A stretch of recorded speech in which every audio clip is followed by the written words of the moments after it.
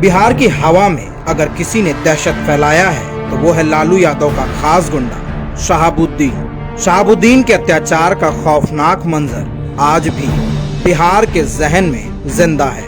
खौफ का कारोबार करने वाले शहाबुद्दीन के अत्याचार की ऐसी कहानी आज मैं आपको सुनाने जा रहा हूँ, जिसको सुनकर हर बिहारी की रूह कांप उठती है। ये कहानी है सीवान तेजाब कांड की, जब शहाबुद्दीन ने दो भाइयों को एसिड से नहलाकर उनके शव को टुकड़ों में काट दिया था।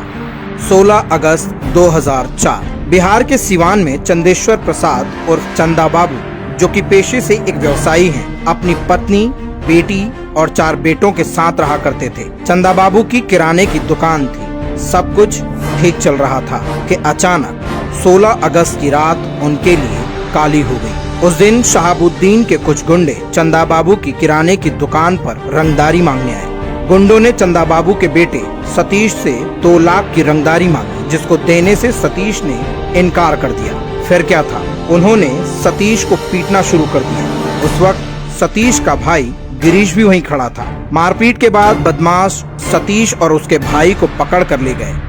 उनका भाई राजीव इस पूरी वारदात को कहीं से छिप कर देख रहा था, लेकिन बाद में वो बदमाशों के हाथ लग गया। फिर दोनों भाइयों को एक जगह बंदी बना लिया गया। बदमाशों ने राजीव को रस्सी से बांध दिया और राजीव की आंखों के सामने ही सतीश और गिरीश के ऊपर तेजाब से भरी बाल्टी उड़ेल दी। बड़े भाई राजीव की आंखों के सामने सतीश और गिरीश को तेजाब से जलाकर मार दिया गया।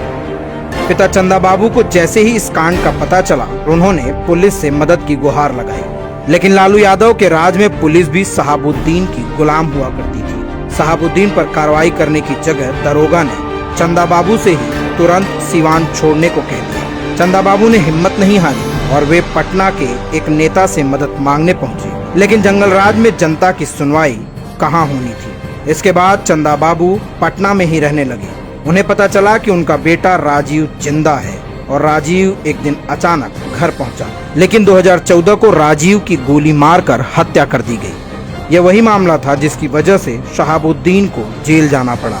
इसी मामले में सुप्रीम कोर्ट ने उसकी उम्र कैद की सजा को बरकरार रखा है। शहाबुद्दीन के अपराध के तांडव का यह इकलौता मामला नहीं है। जंगलराज में शहाबुद्दीन जैसे कई जल्लाद थे जो लालू के हुक्म को मानते थे और प्रदेश में बलात्कार, अपहरण और हत्याओं को खुलेआम अंजाम देते थे, और अगर उनके खिलाफ कोई आवाज उठाता था तो उसे मौत के घाट उतार दिया जाता था। अब एक बार फिर से लालू यादव की पाखंडी संतानें कोशिश कर रही हैं बिहार को फिर से जंगल राज बनाने की, बिहार में अपराध के गुंडाराज को फैलाने की। लेकिन ये जनता है, सब कुछ समझती है और अपने अधिकारों का उपयोग कर इन पाखंडियों पर प्रहार भी करेगी।